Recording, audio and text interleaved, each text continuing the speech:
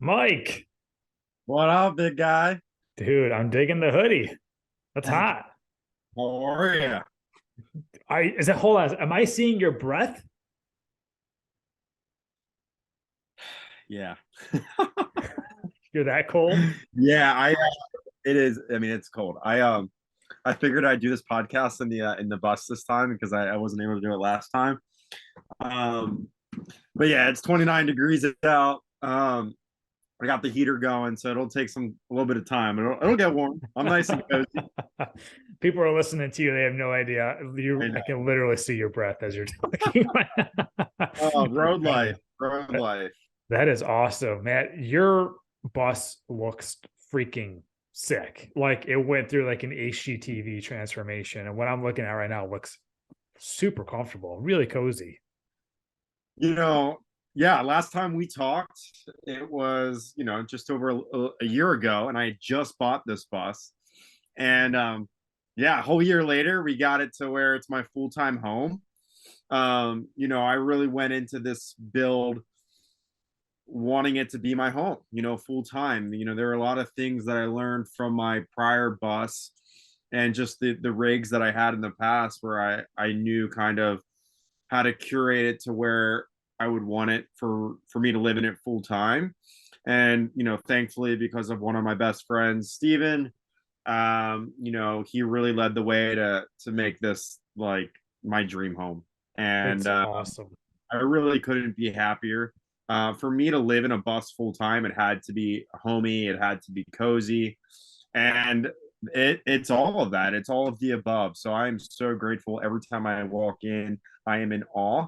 I had one of those moments today where it kind of just hit me, and a lot of reflection, and I'm just so thankful. Because when I first bought this bus, it was literally just a shell, and now to kind of see where it's at now, it's like wow, like we did it, and it's really all about the journey. I think a lot of the times we can get really excited about the end destination, but when you get to that end destination, it really makes the journey that much more special because all of the time, the hard work that goes into something like this. And so, yeah, I'm super grateful to be here.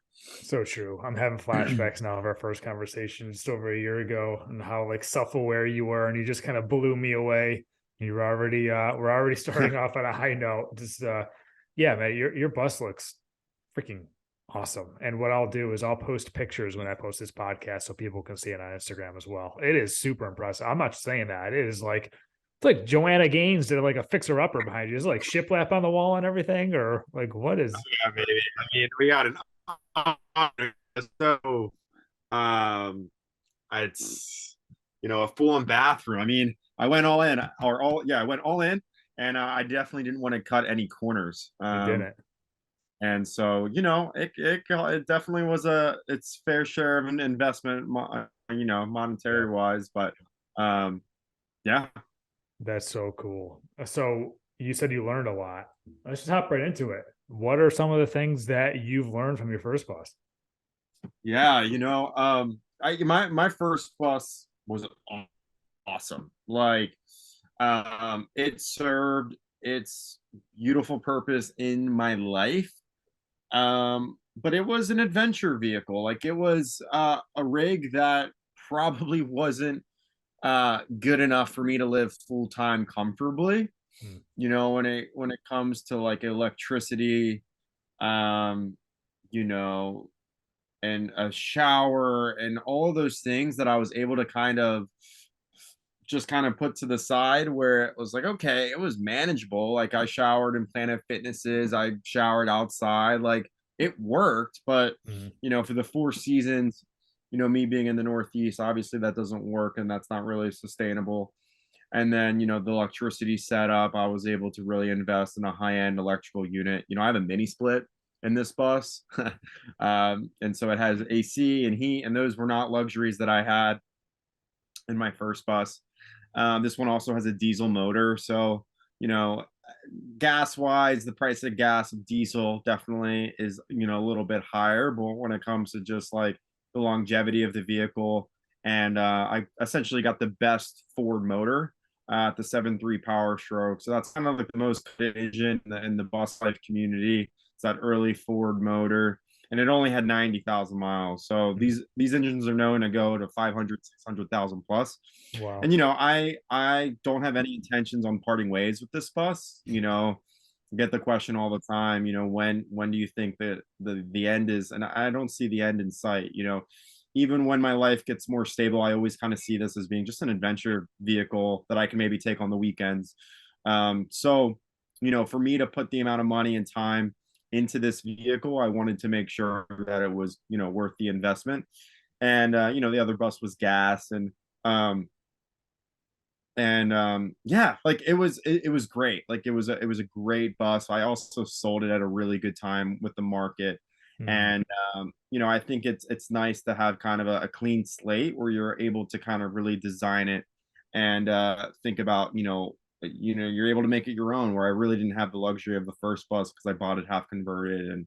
And for this one I was really able to just kind of create. And the roots are essentially the same, like the layout is essentially the same, because it's kind of the optimal way to design it when it comes to space.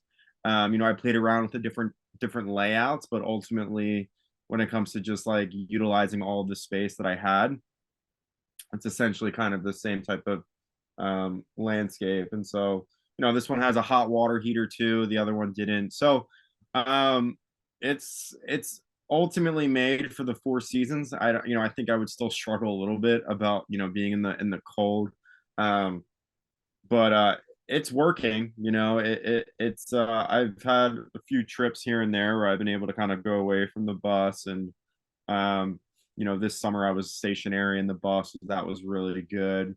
I've done so much traveling, which I am like so grateful for. But being stationary is also has its amazing perks, especially when Mhm. gas was really crazy. So yeah, it's definitely an upgrade, but also like that first bus taught me so much and I'm super thankful for it. Dude, And that's I awesome. sold that and I sold that in February of this year. So it was a little bit hard to part ways with it. But I ended up selling it to someone that I think is using it and is having her joy with it. So that's really all that matters to me. That's awesome. They probably listen to our podcast and they're like, "I want this. This is super valuable." But I wonder, do you have a car, or is this your way of getting around everywhere? Yeah, so this is what the van life community is so freaking awesome, and I know you've had your fair share. I've actually stayed in touch with a couple of them. I've actually reached out to them and followed them, and it's been a That's joy to great. kind of get to know some of your guests. But Great. there's this woman that is near my hometown. Um, we both have buses, and she's in Baja, California right now, or excuse me, she's in Baja right now, and she has a she has a truck that is she's letting me borrow, like, uh, That's awesome. and she's like, yeah, you could take my truck, like I'm not gonna need it, it's just sitting at the house. So uh, because of her and her kindness, I've I have her truck, but it's super cool because I am actually traveling to Baja with the bus. I'm going on probably the biggest adventure that I've ever had with the bus when it comes to distance. Originally, I was supposed to go to South America, not with the bus, but I was supposed to go travel internationally. But unfortunately, my dog has extreme separation anxiety. Bailey, right? And yeah, Bailey. And so, as you know, at the Siberian Huskies, they like to stay with their pack. And so when I went to Florida this past week, Bailey really had a tough time Mm, without me. And my parents love her, and at times I love taking care of her, but when it becomes like too much, where it's kind of not as peaceful for my parents, it kind of just yeah. gives me stress too. So I had a trip to Ecuador booked, everything booked, and Oh I man. literally just made the decision yesterday to not go and to stay here with my dog. And so I was supposed to go to Mexico after, and so now I'm just going to go before, and that's work related too, and we can get into that later. But yeah, I'm really excited for kind of this next adventure. I mean, it's actually very overwhelming. So going back to your question, I haven't really needed a car. Like I was on Nantucket Island this past summer, and fall, and I rode my bicycle everywhere, and I had a motorcycle. So on the back of my bus, I have a dual sport motorcycle that I have, and so obviously in temperatures like 29 degrees, I'm not riding it. But when I start getting on the road and when I'm kind of stationary again, I'll hopefully get the bike out, and that'll be like my main method of transportation. And like small towns, because I don't like driving on like highways and whatnot. And Yeah. but kind of when I can, when I have the space, I'll be able to use a motorcycle. I'll tell you what, I think I'm officially going to live vicariously through you. Now, as you know, last time we were on the podcast, I was ready to propose that same Oh exact. man, that's right, baby. How crazy is that? And obviously, we've since tied the knot. The days of me living in a bus with a motorcycle on the back are probably not in my future. Um, but yeah, dude, I'm like super pumped for you and just seeing how happy you are. And I know you got Bailey along with you for your adventures, and I feel like you're just like my younger brother here, man. Like you got your husky, you're traveling, having adventures of a lifetime. I'm like super pumped for you, and Yeah, man. Thank you I'm so much. It I'm a means a big dog guy. I get why what you did and why you did it. It's a tough decision to make. You're not going to get any grief from me. I completely understand that. But yeah, I want to talk about the last year and like where you've been and what you're doing. But you just mentioned you have a really big adventure that's overwhelming. I don't want to skip that. Would love to yeah. hear more about that. Yeah, absolutely. So, kind of going back to when we last spoke, um, I had a girlfriend at the time. I was back at home building on a bus, and I was like really excited for kind of what I thought was the next chapter of my life. My girlfriend at the time, it's been a lot of time, apart. And so, I thought that next chapter was going to be moving to Denver, Colorado. And unfortunately, we did break up in the midst of the bus build out. And so I kind of had to go back to the drawing board. To be honest, the beginning of this year was very hard for me. Mm, As breakups are very, very hard, hmm. and especially when they are unexpected. And so, to be honest, like I didn't feel like my best self for the first couple months of this year. It's breakups you know, are hard, and it's also something that either can really break you or also kind of create a lot of opportunity through those storms. And for me, like my biggest breakthroughs in life come from when I have the biggest setbacks in my life. I really tries to seize all of the opportunities in front of me and to just try to make the most out of every situation, rather than playing the victim mentality. I really do my best to play the victor mentality and just try to overcome the obstacles that are presented.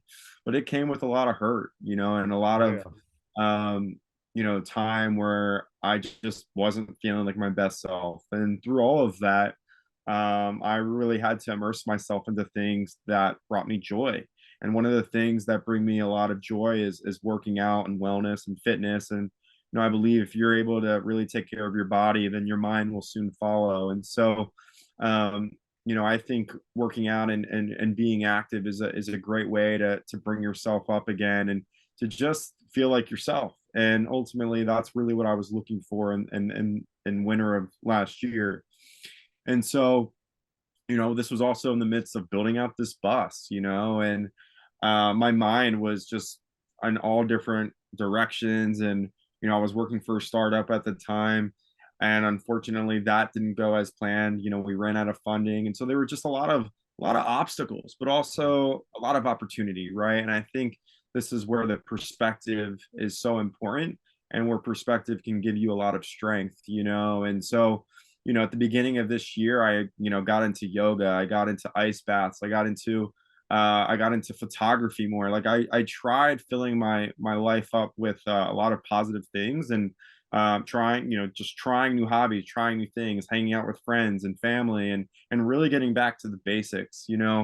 Um, ultimately there's two directions that you can go to when you're hurting in life, and you can go down the more self-destructing path where it's kind of, that fake short-term fulfillment, or you could take the path which leads to longer fulfillment. And for me, I've been through the breakup rodeo before, and I knew ultimately that the true path was to really get back to the basics and figure out what makes me happy, and surround myself with friends and family that ultimately love me and that want the best for me. And so, so the beginning of this year had its little humps, but I'm so thankful to have found so many wonderful outlets. And so, running has always been a thing that I enjoyed doing, but I also think that running is very therapeutic and meditative, and some of my best thoughts are when I run. And so got into running again. I signed up for a half marathon turned into a marathon, and we'll get into what I got going next. But I just really took care of my health, and I, got into the best shape of my life. I was doing yoga. I was doing so many just things that I never really thought I would do, but it was filling my cup up again. It's where I felt confident again. It's where I felt like, I just was able to be Michael again, and so this spring I was visiting some family in Florida, and Nantucket Island was brought to conversation, and I had the opportunity to go up to Nantucket Island, and work for a health and wellness startup. So, working at a club on the island where we focus on personal training and wellness and recovery. And it's so cool to see how the beginning of this year, where like that was my outlet, and then where I was able to find such an awesome job within that space. My background, for those that don't know, I came from a Wall Street finance background. Studied economics and finance in college, worked for BlackRock for 4.5 years, was making phenomenal money, but wasn't happy. And that's kind of where this story all began. Whereas COVID gave me an outlet where I was able to kind of figure out what I wanted to do in life, or at least kind of the foundation of what I wanted to do. And ultimately I chose not to go back to the corporate lifestyle. So working in the health and wellness space was very different. It was a different space that I'd never really immersed myself in, but it provided me with an opportunity to be at one of the most beautiful places in the world, um, you know, and really be a part of something great that I am still so excited about. I think I love startups. I love small businesses. You're able to really see the dividends of your own work, and I'm very passionate about the space as well, because I know what health and wellness and fitness has done for me on a personal level, and I only want that for others. And so, um, so the beginning of this year a little bit crazy, but ultimately some of my best moments came from this year too. And so it provided me with the opportunity to go up to Nantucket. I was on Nantucket with my bus, which was awesome. Was up there until fall, and for the first time in about 2.5 years I had community. I Mhm. When you're traveling so much, it has its amazing benefits, but it also has its moments where it's really hard. Now, like, I've spent a lot of time alone, and although that is good and it can be good, and solitude is really great, it can be hard, right? I feel like as humans we're meant to connect with others and to really have community. And that's one thing that was lacking. Like, although I was meeting a ton of people, which was awesome, a lot of those conversations and a lot of those individuals that you meet, they come and go very quickly. And so for the first time in a long time, I was able to really invest in community and friendships and people into my life, and really just get to know people on a deeper level. Like, I'm a very deep person. I love being deep, and that is a blessing and a curse at times, but It's a really blessing getting right now. yeah, exactly, really getting to know people on more of a personal level is something that I really enjoy doing. So, spent the fall in Nantucket, came back to the Philadelphia area. I've been here primarily since, living in and out of the bus and just being with family. I've spent, again, selfishly, a lot of time traveling, which is amazing, but also family is very important to me, and being surrounded by loved ones and my friends from where I grew up with, and it's been awesome to just spend time with them. I became an uncle within this past year too. Oh, So my sister congrats. lives in Washington came, and it's just been really good family time. And then since going off of the health and wellness where this whole journey took me, spent a lot of time training this summer. Ran my first, or excuse me, my third marathon um, this past couple weeks ago. Awesome. Came home, ran the Philadelphia Marathon, had a personal record, a time that I never really thought was possible. Dude, you're killing it with times, man. I'm seeing your Instagram. I'm like, what the fuck? That's awesome. Yeah, man. Running again, it's just been an outlet. It's been like, I love going to the gym and all that and lifting and all, but like something about running is just like there's this like release of stress and just we're able to kind of just zone out and really just like I don't run on treadmills, but when I run, I like go outside, and so it's my way of being in nature and really enjoying um just being outside. And so Mm. big challenge that I have coming up that's been taking up a ton of my time is September of this year. I signed up for a full Ironman, and so Dude, all this that's holiday, crazy. I signed up for full Ironman, which is Lake Placid 2023. So I started training in September, which is 11 months, almost a year out of just kind of like hardcore training. Hired a coach, Wow. and I really, I really want to see what I'm capable of. I love challenges. Last year when we talked, I had just gotten back from Kilimanjaro, amazing experience in Tanzania hiking that, and I just love challenges. And it's again, it goes back to the journey. Like I learned so much about myself throughout the way, and the journey is what makes those end destinations so special. And so, an Ironman is something that I never thought I would ever do. I don't like right now. I don't see the light at the end of the tunnel, and it's just been a huge commitment. It's draining. It takes a lot of discipline to get up super early and to just do things that you do not want to do.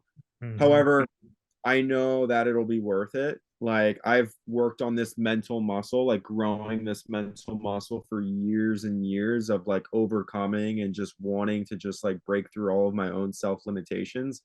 And so an Ironman is just like to see what I'm fully capable of. I'm 27 years old.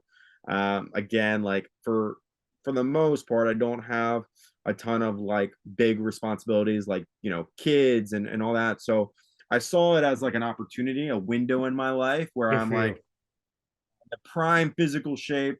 I have the luxury of not really, if I'm signing up for an Ironman and I'm 40 years old with kids, it affects a lot of other a lot of my relationships. So I kind of saw this as a window.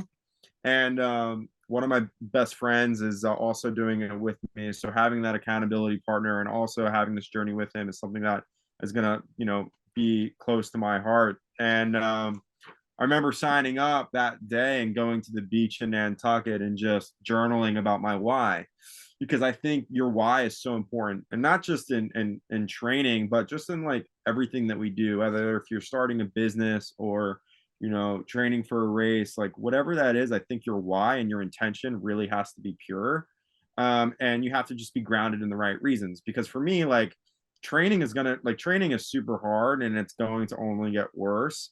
And so there are going to be moments that I don't feel like doing it and where I'm like, you know what, I'm done, I quit, I'm over it.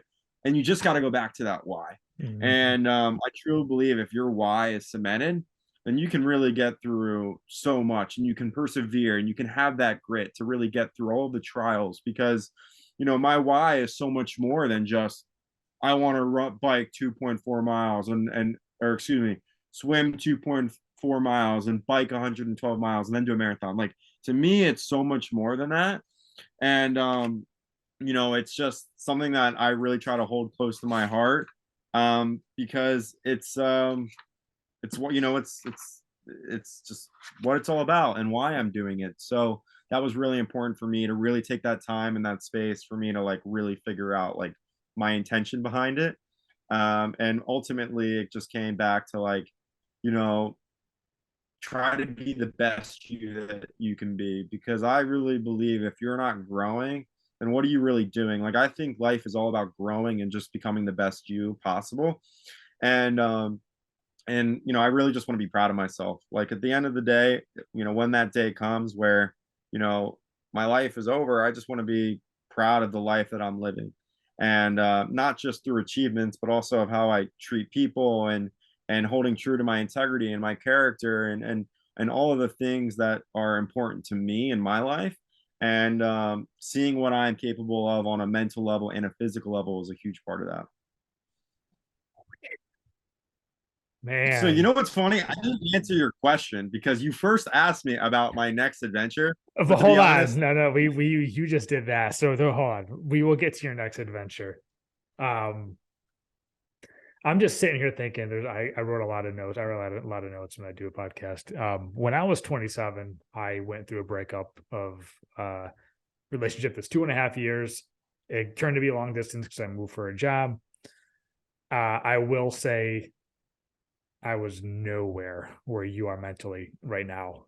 And I know I gave you that props last time we talked, like just how mentally aware you are with the age that you're at. Like it's crazy, man. Like I wish I had your mindset when I was 27. I still liked who I was. I was a good person. I didn't have that mindset. I didn't really necessarily see like these windows and take advantage of opportunities and push myself as hard as I possibly could. I wish I did a lot of that. I'm doing that now. That's great. I'm happy I am. But shit, man, like that is awesome. Like it's breakups suck. They take a long time. They hurt. I get that. But dude, like I'm writing down so many notes. I'm like, where to go with this, and it's just one of the first things I want to ask you is like, where does this mindset come from? This comes from something. Is it your family? Is it your friends? Are you reading books? Like, where are you getting this from? Because I don't think this comes naturally. so first of all, I really appreciate your words, and it really warms my heart when when you say this, because I don't give myself enough credit. I'm probably my own hardest critic, and it's crazy, man. If you like, I don't give myself enough credit, and I always think that I need to be doing more. And there's a balance with that, and that's why I think, like, for me, like, because I'm so go go go, yoga and meditation and slowing down is really important for me, I because it can't gives do me it. that time to kind of just.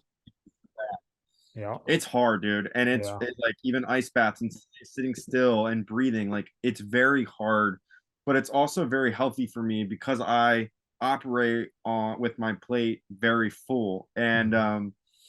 you know I have two amazing parents and I have an amazing support system, but to be honest, I really think that it's a mental muscle that you grow over time. I did not have this, in high school and college. Like, this is something that I work on every day, and I think it's small efforts each day that kind of bring me to where I'm at now. And that's just the simple things like setting an alarm at 5 in the morning, and going on a run when it's 25 degrees and it's very uncomfortable. Um, you know, just this growth doesn't come from comfort zones, and I say this all the time. I've been diligently working on breaking through my own barriers, because again, as humans, we cast our own limitations, and people will do it. Our own inner circle, people that love us, will put their limitations on us, and we do it to ourselves. And one of the things that I hate doing is disappointing myself, Mm. and that's ultimately where I think it all stems from. Like, when I sign up and I submit to go for an Ironman, and I write down all of the reasons why I want to do this, for me to quit and take the easy way out is me disappointing myself. And I hate disappointing myself. I hate disappointing my inner circle and my family. Um, This is awesome. and I You don't, keep talking and because like, I'm looking something up as you talk because you were reminding me of a quote that I posted a few months ago. So keep talking. and at times it can be excessive, And I'll ultimately, like, are there moments where maybe that's not healthy? Like, I think so. Because here it is, like, I'm a very hard critic on myself. In my free time, I really try to like work on myself, whether that's, through exercise or self-development reading or FaceTiming friends and nurturing my relationships. Like, I don't watch TV, I watch sports occasionally, but I do my best to spend my time wisely and choose education over entertainment. And are there moments where I fall short of that and I'm mindlessly scrolling on Instagram? And yeah, heck yeah. And but ultimately, I think it's a mental muscle that you build over time. And it first goes back to like having the confidence and the courage to leave my six-figure job for the unknown, or hiking Mount Kilimanjaro in the freezing cold, going to country like Tanzania and not having any friends or family around, and having to kind of just pivot and to kind of just break through those moments, and from being on the road by myself and learning how to adapt. And this is a muscle that I have really tried to work on. And I think naturally it has just kind of come out.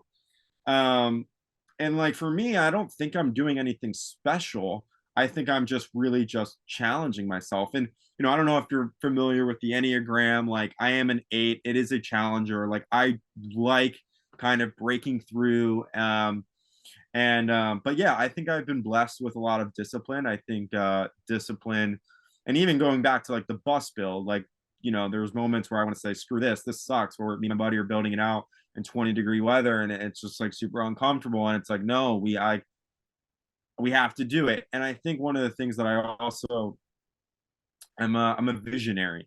If I can envision myself passing that finish line in July of 2023, I can see it. I know it's there. I know it's coming. I just have to put in the work. And the same thing with the bus and doing all the things in my life. I can envision it. And I think when you're able to envision the success and believe in yourself, like, I ultimately believe in myself, and I have the confidence to really pursue my dreams and intrinsic motivations. And I think that is something that I've just worked on, all those small habits, like making your bed in the morning or eating healthy nutrition, like all of those things, like, I think just kind of add on to each other, which just kind of creates that, like, that confidence to pursue kind of a daunting goal like this. Food. Man, you should like be on here like once a week. Um, so the quote I'm gonna read you is like part of a quote. You may have heard this.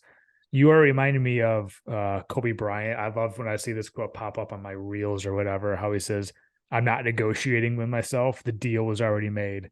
I signed that contract with myself. I'm doing it. This is a non-negotiable. Like, you have like the Mamba mentality. That's what it is. And I just so appreciate that. Like, there's nothing, I won't say nothing, but I'll say there's nothing more disappointing than like when you see people like say, I'm going to do this or I'm going to do that. And after like a week or two, they quit. And it's just like, like, come on, like, but to see someone set such lofty goals and just do whatever it takes to get it, it is like, how you can't get any more inspiring than that. Like, that's just the shit. And how Thank can you, you man. not root for someone like you? Like, I just everybody would want to root for you. How can you not want to root for you? Someone that's just challenges themselves and just putting themselves out there. And I have to ask you, I probably asked you this last year. I don't remember. I've asked numerous guests, David Goggins. Are you familiar with him and his Oh book? yeah, of course, of course. Dude, yeah. He has a new book that actually I think just released that I need to Just came read. out. Yeah. I bought Yeah. it and it's on Um, my to-do list. But yeah. I mean, he's another level. I mean, there's levels to this. He's on another level. Yeah. Um, Yeah. so yeah, I get inspired by other people as well. And I think ultimately we all need people to inspire us to become the best versions of ourselves. Mhm. And ultimately, that's the goal for me. I want to be the best Michael Burlotos that I can be. And I know that it's a lifelong journey. Like, personal development is a lifelong journey. I have so many weaknesses and things that I'm trying to work on, and blinders. And that I think overcoming those, because we're going to fall short. We're constantly going to fall short in life. And I think learning through the failures, learning through the trials and tribulations, it only brings you, you know, to be a more wiser you. And I think ultimately, if again, it goes back to growing. Like if you're not growing, what are you doing? And I really try to walk the talk. A lot of people talk the talk, and that's fine. But I think you're just doing a disservice to yourself. And I don't trust me. I don't meet all of the goals that I set out for. But the ones that really mean a lot to me, it's game time. I wouldn't be able to do it without like my support system and the people that are in my life. And I'm super thankful for that. That is badass. I'm also curious to know, have you tested your VO2 max, or are you interested in doing that? I invested in a pretty high end Garmin. That was my gift to myself this year. I'd always kind of had an Apple Watch, but because I kind of went all in on fitness and training, I really needed something to Mhm. give me all the analytics. So I bought the nice high end Garmin Phoenix 7X, which I think gives me my VO2. Um, That is sick. the analytics in this thing are crazy. So if you're about health and wellness, fitness, I would really look into buying yourself like a Garmin watch, because I think it adds so much value into my life. And I'm pretty minimalistic, but when things add a substantial amount of value and when they're connected to my hobbies, I don't really mind spending the dollar, Right. because at the end of the day, like your hobbies are what kind of bring you joy and where you can find and feel like your best self. So I think just justifying those large expenses on your hobbies is, I think, important. But I haven't. I don't know if it's actually something that my Garmin watch shows me. But I'd be I should. curious. I'd be curious if you were to ever try that. That's something that I did over the spring. I did a couple episodes on that where I talked to a running coach, and she told me the VO2 max was basically the gold standard of athletes and how to test where you're at. And so I came in, I did the test. That's where they make you run on the treadmill with all like the masks on, and they're calculating the output of like oxygen and stuff. And 2 months later, she gave me a training program. And 2 months later, I came back in, and she put me to it again, and my VO2 max went up. So Hey, I became like, yeah, I was like becoming in better shape. She's like, I tested superior. Everything was really good. I mean, I'm not training probably on your level with the whole like swimming and Ironman stuff, but I go to the Duke track down the street here and I'm running sprints constantly. I'm trying to amazing, man. push That is myself. amazing. Yeah. Yeah. I'd be Uh, curious to see with you doing what you're doing. I'd just be genuinely I'm curious to curious see. too. Yeah. Yeah, I don't think my Garmin actually tells me that. So I was getting confused with the VO2 max with the HRV, the heart rate. Uh, Um, but yeah, it's super cool to kind of see what our bodies are capable of. At the beginning of this year, I would go out for a couple mile run, and I was beat, I was drained.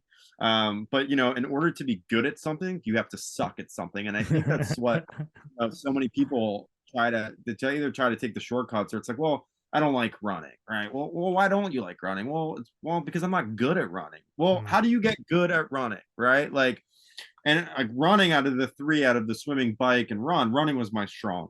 So when I got into the swimming pool, I had no idea what I was doing. Yes, I knew how to swim on like a basic level but when it came to like technique and breathing, like I still suck at swimming. Like in about 8 months, I better learn how to swim 2.5 miles and bike but it just comes with it. And I think that's why it's just so important to just take it one day at a time, to not get overwhelmed with the big picture. And if you can just do the small building blocks, right? Like one day at a time, you'll get better and better and better. And I think that, so many people just like kind of want to take the easy way out. But again, it goes back to the journey. Like the journey is the most special part.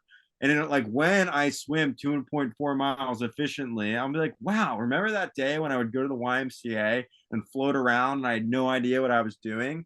Like I did a sprint triathlon this summer. It was a quarter-mile swim. I was doing the backstroke. Like I gassed myself out so much that I literally was like had to do the backstroke and like go on my back.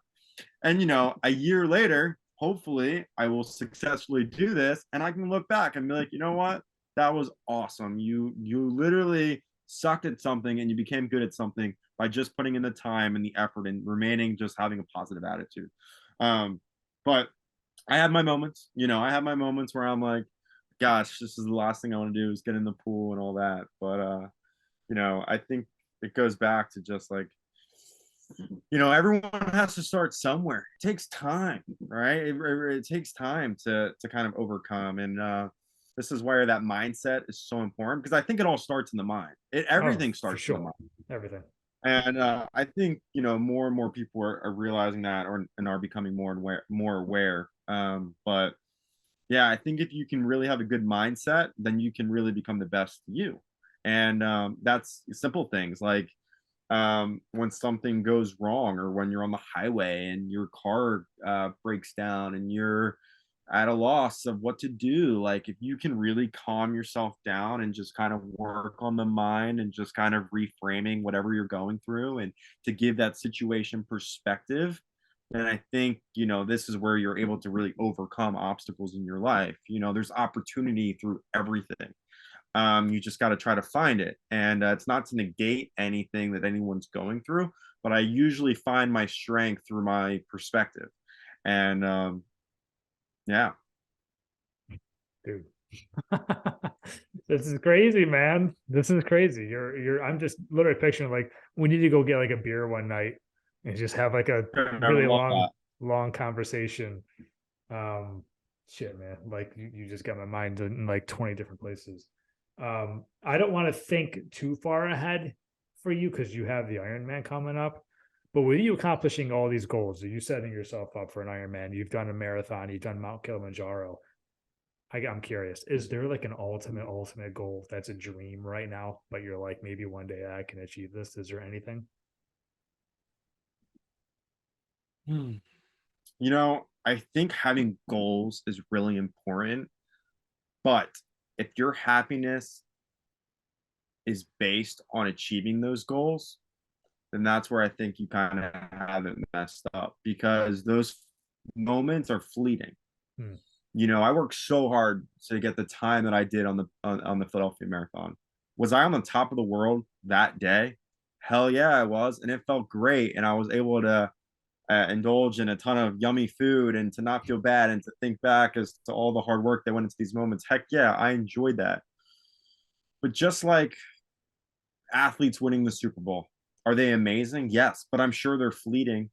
And Hmm. so I think so many people are focused on finding, the pursuit of happiness, but I think it's all about finding happiness in the pursuit. And for me, it's like goals are important, but that's why the intention is so important, and that's why I really try to be pure about my intentions, because moments are fleeting. And so I want to just, my ultimate goal is to find happiness in the little things in life. And for me, I think I've begun, and I'm setting up my life to where I can find joy in those little moments. But I think ultimately that is like where you can find your joy, because if our joy is built in materialistic items or accomplishments or money, um then I don't think that that is one sustainable. Like, I think, sure, like, are those moments awesome? Yes. But I think when you're able to find joy in the little things, like laughing with a partner or laughing with a friend or looking outside my bus window and seeing the trees move and the birds chirp, in those moments, if I can look at those moments and be like, wow, this is amazing that I'm like living and I get to live every day and to breathe life and to, just enjoy, like, that is the ultimate goal. And it's just to really find happiness in the little things. Um, and it's a lifelong journey. But I think if I'm able to like have a foundation of that, then I think I will live a life of joy. And that's one thing that I've realized through all of these moments, because traveling in the bus and seeing the world, is that amazing? Yes, it's amazing. But also those are just like moments. And I think it's all about just like the simple days, and where life isn't that exciting, because if that's not life, usually Mm, mm, every moment in life is going to be like this high euphoria. And so it's like, even on the simplest days, like just reading a book in a hammock, that's like, where can you find joy in those moments? And so for me, like, that's the ultimate goal that I like want to continue to like kind of like practice in my own life, because I'm guilty of like looking at, and the way that I like, the reason why I think this way is because like I'm guilty of thinking about those moments as if they are going to fill voids in my life, and those things are going to make me happy. mm. And so that's something that I like really try and practice in my own life, is just, Mike, there's joy all around you. Like, there's just little things that go on that is amazing and peaceful and beautiful in their own ways. Go and find it. So that's the ultimate goal for me, is just, try to That's a live a great life on that. answer. Great answer. I find this super unique that before we sat down and had this conversation a couple hours ago, I had another podcast episode with somebody named Michael Amster, who's coming out with a book in about 3 weeks. I do not know if I'm posting this podcast or his podcast first or whatever, but if you're listening to this, it's literally what you just described. He has a background in mindfulness. He's a medical doctor. He's done a lot of research and things, and he's coming out with a book about what he calls awe and having moments of awe, which fulfill you, and how he finds moments of awe in the small stuff every day, just being present and grateful for just the things are around him. It's just, I can't believe I'm having this conversation twice in just like a few hours. It's like, that's not a coincidence. That's amazing. And he's helping millions of people try to find that. And here you are at 27 already doing that and finding ways to do that and knowing how important that is. At 27, I didn't know how important that was. It was just like I was so into like to whatever. I want to go work out, or I'll play with my dog. I want to just watch sports and stuff like that. And here you are pushing yourself to levels and being so present in a moment and stuff like this. The stuff you're talking about has just taken me forever to figure out. And I'm blown away that we're having Thank you, this man. conversation. Yeah, this is just absolutely amazing. Love your answers. You clearly love to get deep. You're very insightful. You're very self-aware, which I appreciate. And I can talk to people like you all day, every day. And Yeah. it, unless you want to respond to that, I am genuinely curious to know about the adventures that are coming up for you. Yeah.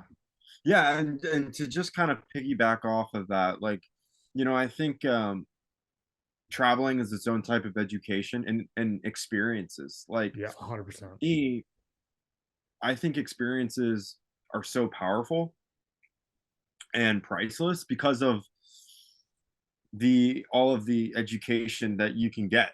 And a lot of that, obviously, school has its own type of education, working in a job has its own type of education. But that's why these like gap years are so powerful, or time away from kind of your four corners of life, or getting outside your comfort zones and just kind of like getting out there and just seeing the world. Like, I think one of the reasons why I am the person that I am today is because of all the time that I've spent chasing experiences and having experiences. Like, Mm-hmm. I've always said, like, I want a life filled of like deep, enriching experiences, whether that's traveling uh, all over the world, or spending time with my loved ones and having like very meaningful moments. And I think, traveling is its own amazing form of education. And I think that gets lost a lot, where I think it's like, or sometimes maybe employers may see it as more of an eye roller when you take that year-long sabbatical or that gap year, and it's just like, why did you take this time? And it's like, for me, like, I can't put it into words, but what I can say is like, I am the person I am today because of all of the experiences that I've had, and like, I would not be the person that I am today. And I think because I have this like internal compass that is so like true to who I am, and that kind of guides me through life. Like, it's a lot of it is because of just the experiences that I filled my life up with. And so I, would not be the person. And so I really appreciate all of the compliments and the kind words. But like, none of this would be possible without taking a chance on myself and to see the world and to just get this different type of education, because to me it's priceless. Like I can't say like, oh yeah, this decision was worth it because now I'm making X, or like it's just something that I like am blessed to have now, and to have this knowledge about myself. Like I've learned so much about myself the past 3 years, where I think the reason of like why I've grown so much is I've spent a lot of time in solitude, spent a lot of time journaling, spent a lot of time like really figuring out who I am as a person and my desires out of this life.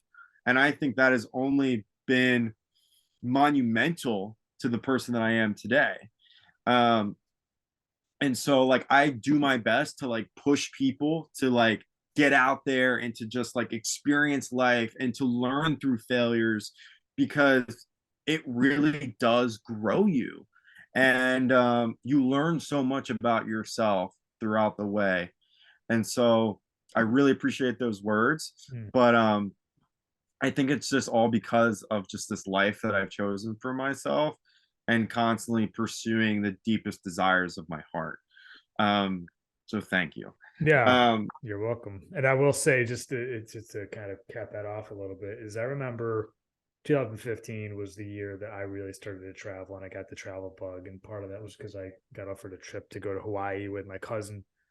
And he was staying there for work. And so I got to stay there for free, which is magnificent. But I wanted to stay another day or two. I didn't want to go home just yet. And I remember talking to my sister. I was like, I don't know, Hawaii is expensive. I was like, to stay there for a couple more nights is going to cost me a few $100. And I'll never forget, she said, I have never regretted spending more money for experiences and travel. And that is something I've lived by for almost 8 years now. And it still stands true. And me and Kristen travel a lot. And her birthday's coming up in a week from today. My birthday was just a couple months ago. Christmas is coming up. And we're talking about gifts and spending money and stuff like that. It's just like, listen, I know we want to be cautious and careful about like, how much we're spending, all that kind of stuff. I was like, when it comes to experiences and making memories with you, I'm never going to cap that. So if there are gifts that we can do, but it means like we're doing it together and we're experiencing something, whether it's like a fun activity down the street or we're taking a flight to go somewhere together, that and health, I'm never going to cap how much we spend on that. And so, yeah, no, Beautiful. I It's absolutely get it. Yeah, and I it's well, I really try to practice to each their own, and to not like really push, but naturally, because it's done so much for me on a personal level, I only want that for others. And so like I am very passionate about like sharing what I've learned and helping people, because it's Mhm. just done wonders for me, and I only want the same for others if they wish or choose to do so. That corny thing, that corny quote of collect experiences, not things, have stories to tell and not things to show. Like that is something that I really try to live out. Like I feel like I have so many stories, so many amazing stories of kindness and generosity, and just stories that you really couldn't even fathom. And like I said, like those things, like a new car and a new home, all those things, like you have those moments where it feels really good to have, but it's fleeting. Mm. Just like that fat paycheck and on all those things. Like you get to these moments in life where you think that they're going to be like super iconic and you're finally going to be happy. And it's just not true. And so, I think when you're able to really fill your life up with experiences and people, and to again find joy in the little things, I think that really helps you um, just find your joy. Mm. Because at least that's what it did for me, and I think that's another reason why this lifestyle means so much to me, is because I used to be that guy. I Mm. used to be that guy that wanted all of those things, and that wanted the huge house, and that wanted the beautiful car, and all of those things are absolutely fine, to each their own. But if that is the end goal, I would challenge you to kind of just maybe reframe and to just kind of understand your intention behind it. Why do you want that flashy car? Is it to impress so and so? Like, and that's where I think people can go wrong. It's like, well, are you doing this for your own happiness, or are you doing this to, have the approval of others? And so again, I say those things because I was guilty of being that person. I got to ask you, have you gotten messages or have you heard from anybody you used to work with over the last few years be like, what the hell, man? You left this great job for this? What are you thinking? Have you heard from people that like you used to possibly work with and have those goals with? Yeah, I have. And it goes under the line of, wow, man, you did it. Like, I'm so like, you made the right decision. And I wish I could do something like that, but I can't get myself to do it. That's usually what it comes down to. And I get so many messages from just people, from all over being like, hey, I'm struggling in this situation. I know you left a very comfortable job. But how did you do it? And I think we owe it to ourselves to chase the things that ultimately bring us joy. Like for me, are there moments where I'm like, yeah, that old life would be better in some ways with like the extra security, all that stuff. Like, yeah, I have moments like that. But I go back to like, where are you happier, Michael? Like, where are you happier? Be black and white, just like that. All things aside, are you a better person are you a better person now, or were you a better person then? And to me, like, I'm ultimately like very proud of the individual that I am today. So I always go back to like that joy part of like black and white. Like ultimately, what do we all want as human beings? Like the name of your podcast, what do we want? We want happiness. Like that is the end goal. And we want peace. We want to feel love. Like those are the deepest desires of like humans. And for me, it was like, dude, be black and white with your decision. And where are you happier? And so ultimately, I was like, well, I got to go this way because I'm happier with this path. And I also think if money is your North Star, right? Like ultimately, the only reason why I would have stayed was because of money and prestige and comfortability. And I believe if money is your North Star and like that's the deciding factor of how you live your life, and that is a sad way to live because money should not be the reason of why you are pursuing certain aspirations and desires and goals. Like ultimately, I think that is a very self-destructive path that ultimately, if you don't figure it out now, like maybe that path can work in 5, 10 years. But ultimately, if you go through your whole life with money being your main focus, to me, that's a sad way to live. And I get it. Money is a tool, money is a means to like live life. I get that. But it can't be your everything. It just can't be your everything. It can be a pillar, like it could be a very important factor. But ultimately, for me, it was literally like money. And I'm like, that's a sad way to live. I'm not going to live life like that. Yeah, I've been really trying to focus on was it working to live and now living to work. So it's almost kind of falls with the same umbrella. And something I wrote down this question. I've never really thought of it like this. I'm going to ask it to you. You talk about chasing happiness. Something that really fuels me is the fear of regret. Dude, Do you feel that you chase joy more than you fear regret, or you're shaking your head? wow. I mean, I'm really glad you said this because I say this all the time. Like, do you want to live life filled with regret? Um, I think it's the fear of regret. I'm like very futuristic, but also I think there's a balance between the two. Like, I can very much envision my whole life and looking back at my life and being like, how are you living this life? Um, I don't want to live a life of regret, whether that means telling someone I love them and spending like intimate time with them, with like my family or whoever, or running an Ironman or living in a bus, all of those things. I think that regret piece is so scary. It's like I could very much envision if I continued that corporate finance path at 40 years old, would I have the regret of not choosing this different path? And like, yeah, heck yeah. Mhm. Like I could very much envision that moment. And for me, like I am very futuristic at times where I like think about that type of stuff. Where again, it goes back to my Iron Man. It's like, well, dude, you're 27. If not now, when? You know? Mhm. And so I think about that a lot, and I think it's so important for people to also think like that. Um, and I think it's a really good way to stay true to yourself too. Um, and kind of be intentional about the life that you ultimately want. Um, it's a really important question to ask yourself It and really to really like is. spend. I have conversations with the future me all the time. It's besides my wife, it's the future me. It's if I don't do something today, whether it's like tomorrow or a year or 2 years from now, whatever, am I gonna be like upset or regret that I didn't try it?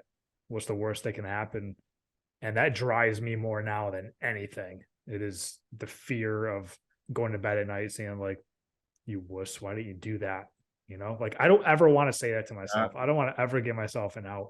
And that's, we have a similar mindset. That's probably what keeps my plate a little too full as well. And it exhausts me sometimes. I have moments of just exhaustion because I'm working so many hours and then fitness and then running the podcast and then maintaining a relationship and then traveling and all this stuff. I want to change it for the world. I'm not complaining about that whatsoever, but my motor's running at high speed all the time because of the fear of regret. 100%. It drives me all the time, all the time. yeah, and I think it's. I'm glad that you mentioned it also on a daily scale too, because um, I think kind of like long term, but even like now that I'm realizing it, like even as simple as like eating a nutritional meal, like coming home from work, right? Like a lot of people could just like take the easy way out and go to McDonald's or Chick-fil-A and just like get a freaking, a whole platter of maybe not the most nutritional food. Um, but you know, going back to like that daily, like Yeah. what will I want a couple hours from now? Like what will I regret? Will I enjoy going home and making a healthy, grilled chicken salad? Or am I gonna kind of take the easy way and just get this food that will ultimately just kind of give me that short-term satisfaction? And so I do think about that like me on a daily level as well, which I Mhm. think is also really important to do as well. So you can kind of just again live every day very intentionally. Well, because I want to say you commented and or liked a post that I had like a week or two ago when I went to the track and I was by myself. It was 35 Okay. degrees. Yeah. I was running and it started to rain and people just were trickling out. I was by myself and I was like, I can leave now and say, I ran a few miles or ran some sprints. I can go home. And I said, I know when I'm in bed that night, I'm going to be like, you freaking left when you didn't finish Yes. what you set out to do. And Yes. I can't deal with that. And like, Oh, yeah, it's just like thinking of how I'm going to feel later is like, I would be so mad at myself. And like how you just said you wake up at like 5 a.m. and go for a run at 25 degrees. You know, when you woke up out of bed at 10 o'clock that morning, you'd say, frick, I should have freaking got up. I should have gotten up. And those are the feelings that I hate. I hate the most is just like being so disappointed in yourself. Right. So, all so right. true. Next chapter. I Yes. have to hear about this big freaking adventure because we could talk about this stuff all day. What the hell is going on in 2023? Tell me more. So it's crazy to even just say 2023. I mean, I it's wild. I'm 27. I still feel actually I Dude, feel I like just I'm an turned old 40, soul. man. Get it the hell out of here. You I know, don't like it. New Year's like when we turn the page on the calendar, I really think deeply in regards to like, okay, new year, what's Mhm. this year going to look like, and also what can you reflect on 2022? Like to me, it's not just January 1st, just another day. I'm very reflective about how I spent my time this year. I plan on journaling and really spending time by myself and really figuring out what worked this year, where did I fall short, how can I be better, and what can I build on for 2023. For 2023, obviously the main one is the Ironman. It's a huge commitment that I really have to again continue to stay on track for. So on like a physical level, that's it. And also, like, one thing that's really cool about the Ironman, it's not just a race. You know, what I found out is through all of those, marathon training and spending time, um, it positively affects so many other aspects of my life. And it causes me to be more disciplined with sleep. It causes me to be more disciplined socially, taking care of my body, saying no to those nights out with friends. Um, when you're taking care of your health, you're a happier person, and so when I'm not taking care of my health, honestly, like, I'm kind of miserable, and like it's very much like written all over my face. Like, it's my vitamins. And Mm. so what I found out is, it's really cool to have a goal like that, because it is affecting me in many other aspects of my life, whether that's being just a more pleasant person to be around, whether that's being having better work ethic with work, whether that's being more disciplined with just like all the, sleep, nutrition, all of those things have been really good. And so the Ironman has bled so many different awesome things into my life, training with friends, all of those things. And so it's cool to see, like, yes, like the goal is the Ironman, but now to see it, have so many other dividends and many other benefits is another awesome piece. And so business side, I would say I'm a very entrepreneurial person. One of the reasons why I decided to leave the corporate world was to kind of figure out, let's get, what do I want to do on a business level. And so I joined a health and wellness startup that I talked about a little bit before, kind of more under the model of personal training, recovery, wellness. We're opening up a retreat wellness destination in Todos Santos, Mexico, which is on the Baja Peninsula, Awesome. in Mexico. And so we are opening that up in late to mid spring. And so the founder and I are going to be going down there to essentially get that off the ground, and to spend some time in the beautiful weather in Mexico, and to put our heads together and to get to work. And so in about 2 weeks, I will be traversing through the whole United States on a 3,700-mile drive that will probably take me 3 weeks to get there, because I kind of want to take it slow and enjoy it, and take it all the way down. And so with this bus build being done in May, I never really had that true journey, uh, excuse me, with the bus. With being stationary, I never really had the opportunity to kind of just like travel. So I'm planning on meeting other van lifers and nomads while I'm there, and we're all going to kind of traverse through the Baja Peninsula together. So I'm really excited to meet more of the community. And I love, again, the van life community. I think everyone has an incredible story, and I think we all love to get deep very quickly, whether that's hanging around in a van or hanging around a fire. So and then training. What better place to train and then in the warm weather in Mexico, where there's hills and the ocean, and so I think it's gonna be really awesome, because I'm gonna have a little bit of everything, which is awesome. I'm gonna have my bus, I'm gonna have my dog, I'm gonna have business, I'm gonna have community, because I'm gonna be there for an extended amount of time. So I'm like really excited about this. Again, this is something that I never thought that I would do, live in Mexico for freaking 4 months.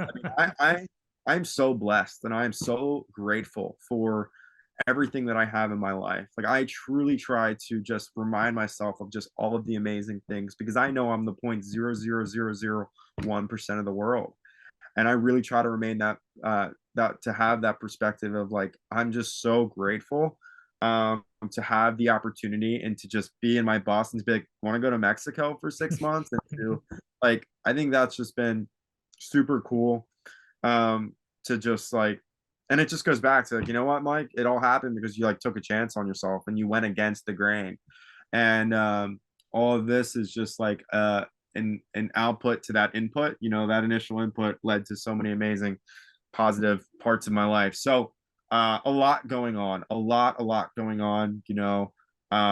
My dog keeps me company. She's my ride or die. I'm so grateful that I've given her such an amazing life as well. And so I also still have moments where and where I'm like not feeling like my best self. And like I don't want to sit here across from you thinking that I have my life figured out, because I don't. And I think that's actually a false thing, that none of us have life figured out. Like there's always parts that you can look back and you can look at your life and be like, oh, like this could be better. This could be better. You know, maybe I'm not happy here, but this is kind of where I can go back to that. Like, if I enjoy the little things, Mike, you know, this Yeah. is like everything you ever dreamed of. And so, you know, you can't connect the dots going forward, but you can connect the dots looking backward. And so right now, like I don't have it all figured out. Like I'm taking a lot of risks, I'm taking a lot of chances, but I'm excited for the journey, you know, the journey through it all. You know, ultimately, I think, you know, this year, I just want to continue to kind of just walk this path of just like growth, growth, growth, not take steps back. It's like I know there will be days and moments where I'm going to go backward, but overall, if I can try to stay, you know, linear and upward, then I'll be really proud of how 2023 looks like. Um, and so, you know, try to spend time with family as much as I can as well throughout all of this kind of all of these headaches. And also like one of the things that I want to do, or at least want to pursue as like a hobby, is to be a life coach. I've had a lot I of can see that. friends and Yep, I can see that. thank you, thank you. I've had a lot of friends, and I like, it's an honor to be this person. You know, even when I was in a fraternity at school, my fraternity brothers like elected me to represent the chapter. I went and spoke to 200 of them. At the beginning of this year, when I was at BlackRock, I spoke to 1,500 people about the importance of community. And I'm that person that my friends come to in times of trouble in their life, where they're looking for a sounding board and looking for kind of just opinion. Again, it's not about telling someone how they should be, or it's about empowering them with the necessary tools for them to become the best versions of themselves. And that's something that I want to really start to spend more time in, whether that's through adding more of, you know, an education with the coaching background, or taking on clients. I think that's something that is tugging on my heart. Maybe not career, maybe it's a hobby, and it's where I can fill up my own cup, because I feel like when I'm able to pour into other people's lives, that's where I'm like a happier Michael. And so that's something that I want to do too, is kind of create that, whatever which shape and form that looks like, and to spend more time helping and serving others. Dude, yeah, man. I'm like listening to you talk throughout this entire thing. I was like, shit, you could just like a motivational speaker. You could just make stops along with your bus and go to these different schools or wherever, just give speeches. Like, what the hell? And as you're telling me about your trip to Mexico training, the only other thing I thought would have made sense is like a Rocky Four moment. If you're like, I'm just gonna go north up into Canada, find myself a Oh, cabin with Bailey, and just train, get a beer down to my chest, and just show up at the Ironman with this beer ready to roll. No one's seen you in 6 months. dude, that's one thing I realized. It's like, man, I don't think I like the cold weather. Like I spend so much time outside, and I just don't like the cold. It's demotivating.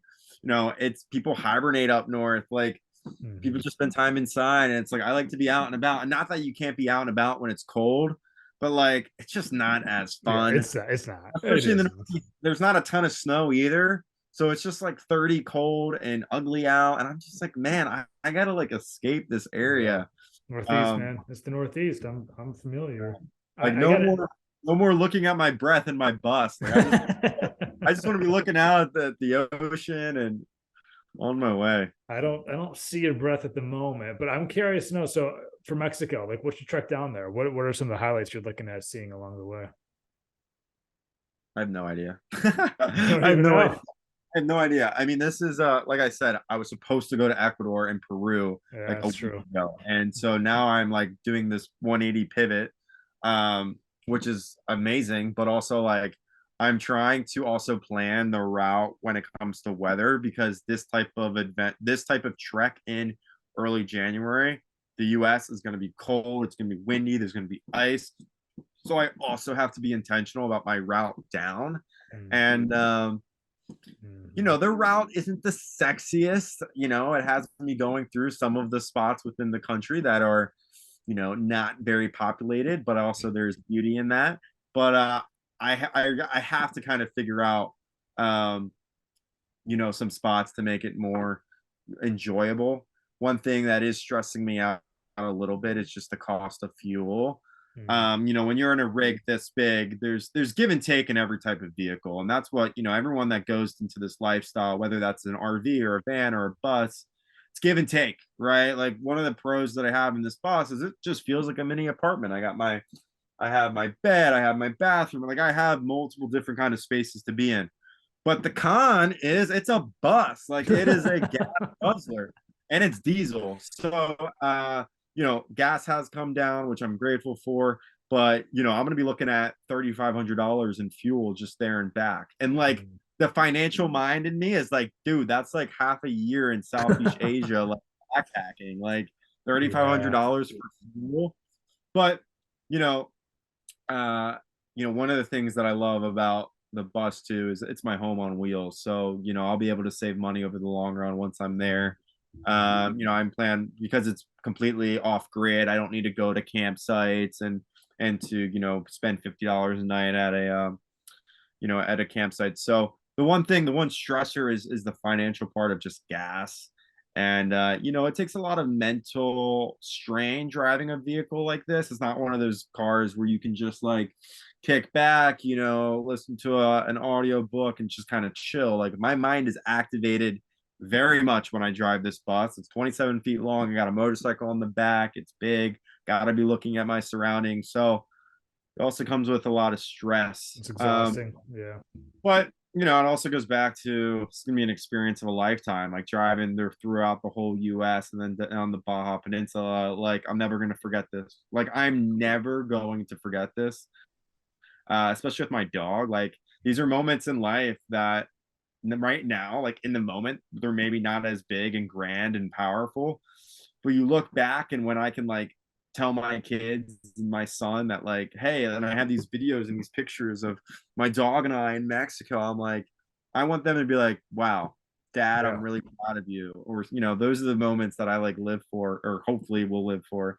So those are things I'm teaching myself. Like, and it's That's a funny is conversation with your future self, just like yeah, I was saying, for sure. exactly, Yep. exactly. Are you coming down the East Coast at all? If you come down to Carolina, let me know. Dude, I was, there are very like so there are some routes that will definitely like be way more like make admit routes that make a lot more sense when it comes to like mileage and total miles and saving money. But I'm kind of playing around with a bunch of different routes, and so I definitely will hit you up if I come Do through it. the Carolinas. I think Absolutely. it's the next step. We'll give you a driveway or somewhere to park that thing. Yeah, man, thank you. We do a pod in the bus. Dude, hell yeah, man. That'd be sick. That'd be absolutely Yeah, sick. Do an Instagram live, show everybody your bus. man. That thing is awesome, man. I'm super excited for you. You're just one of those people you just want to root for. Thanks, Like, man. how do you not? Uh, You're just challenging yourself. You're just pushing yourself. You're seeing what you're made of, and I can appreciate that. It's just you stepped away from a comfortable position, comfortable job, good salary, all that stuff. Which let's be real, this is a lot of people's life goals right there, right? And you're just like, not for me. There's more out there in the world. I lived once, yeah, and I loved how we talked about regret because I can tell you are chasing happiness, but I could also tell there are some things that you do not want to regret missing out on while you could. And like I said, that's my biggest motivating factor. And now that it's weird having some of these conversations now that I'm 40, I'm not saying 40 is like old or like, oh my God, I'm old now or whatever, but I guess hitting a number 40 is like, something to celebrate. It's a big milestone, but it also, there's a lot of your life when you're in your 20s, your teens and 20s, where you're just looking forward at life.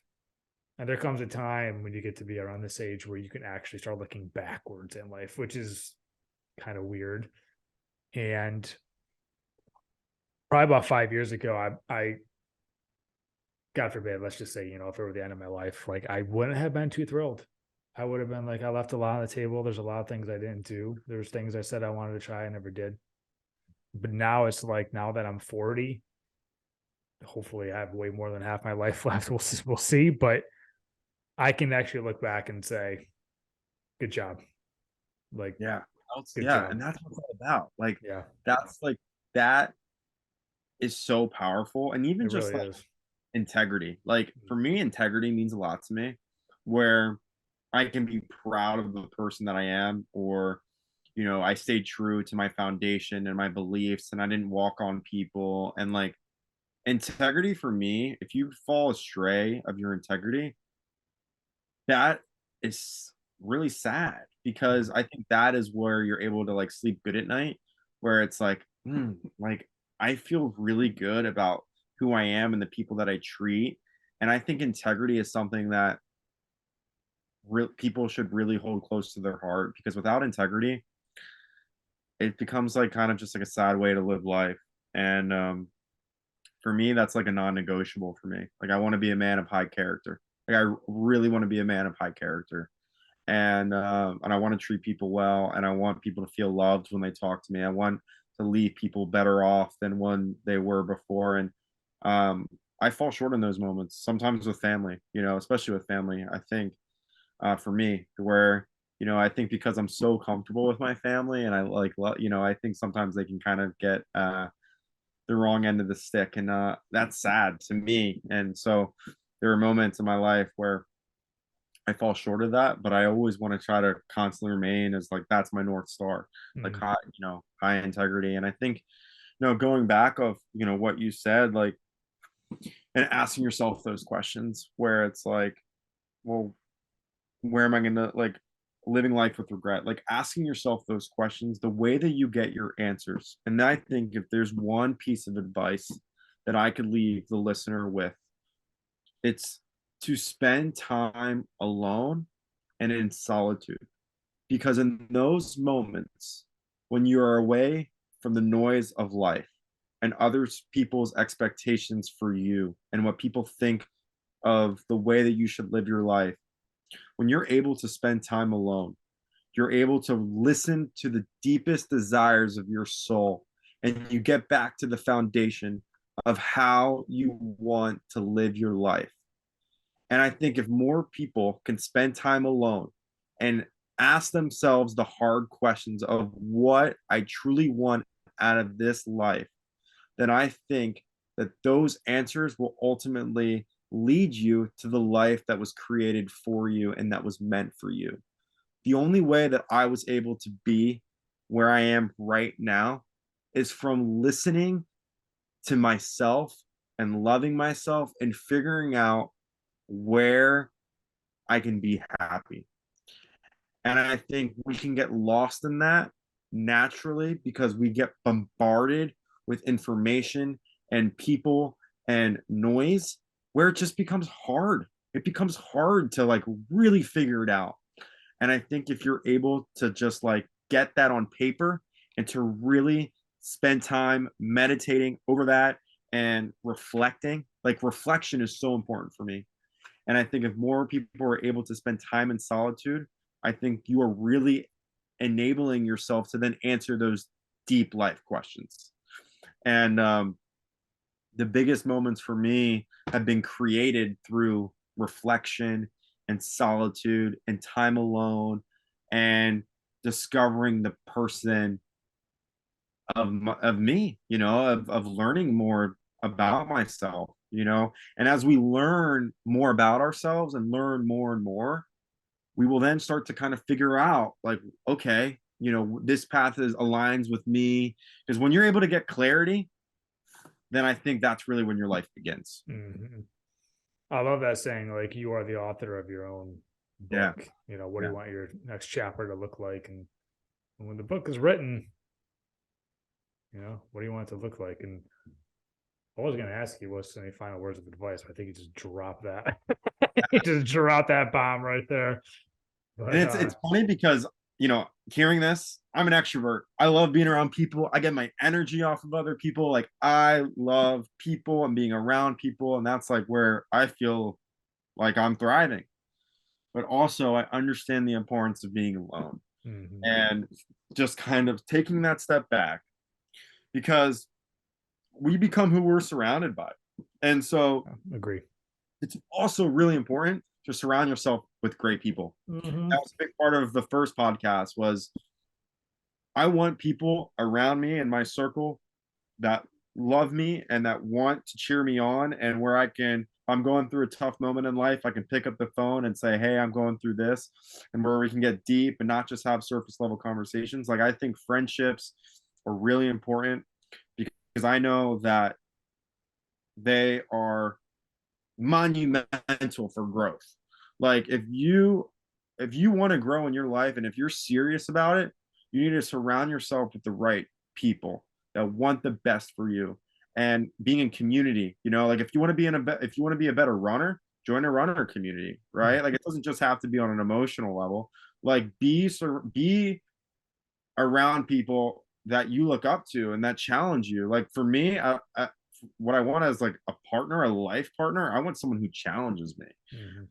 And I think that's really important just in like friendships, relationships, just someone that can like pour into your life. Like I think that is just like so important is when you have relationships and people in your life that are constantly pouring just like so many wonderful things in your life. And yeah. I couldn't agree more. And for the people that aren't doing that, find a way to cut ties or limit interactions with them too. But I could not agree more with all of that. Michael, you're welcome on anytime. You know that, right? Like Thank you, brother. I any really freaking appreciate it. time. It is so great to hear from you. It's so great to Yeah, man. talk with you. I guess we can make this an annual thing. And Hopefully more than annual, man. You're welcome back anytime, man. I don't care if you're at the beach of Mexico. You're like, hey, I'm just hanging out tonight. Let's get on the phone. Anytime. For awesome, man. the people that want to follow you, your travels, or they found themselves a new life coach, how can they get a hold of you? How can they follow you? Yeah, so life is better with community. So if anyone is dealing with some hardship or maybe I struck a chord with something that's going on in your life and you need someone to talk to, I would be more than happy to be that person for you. Whether that you want to reach out via voice recording or messaging, whatever it is, I'm here for you guys. I think that's where I get my deepest joy and satisfaction is when I'm able to pour into other people's lives. And that's why I'm vulnerable, and that's why I share, because ultimately I think vulnerability is where people are able to connect as well. So you guys can find me online at Wandering Bus Dude on Instagram. That's wandering with an A. A lot of people like to do the WO, but it is Wandering Bus Dude on Instagram. You can follow me or reach out to me there. And if you are in Baja or anywhere throughout the US, I would love to meet up and meet other like-minded people. So I appreciate you, buddy. It is always a pleasure. It's funny because I will go back to these podcasts when I'm like struggling or beating myself up. And I think it's something that's really powerful is where you're able to kind of like listen to your own voice. And even like journaling, when I go back to like old journal entries and moments where I'm just like struggling, it's very empowering. So I look forward to when this gets released. And yeah, it's been a true pleasure. Very soon, and everything you just named and mentioned will also be in the show notes. So anybody, if you forget it, no worries. Scroll down, click the link, follow Mike. He's the man. I can't wait to see what you're up to the next few months and your Iron Man. Dude, you're gonna push me, man. I'm gonna see you like training. I'll see these photos and be like, yeah, you ain't outworking me, man. I'm going to the track now. My turn. No, signing up is the easy part. It's like I could talk all this and be like, oh yeah, an Iron Man almost, but like, man, I have such a huge gosh, these 7 months are gonna be just like they're gonna be brutal. They're gonna be just think of how proud you're gonna be afterwards, right? You're gonna do it, and then you can be like, I could do freaking do anything now. So that's awesome. Unstoppable. You are the man pursuing your happiness. You're built for this podcast. Come back anytime and we'll talk soon. All right. Thanks, my guy. Have a great night. You too. See you, buddy. See ya.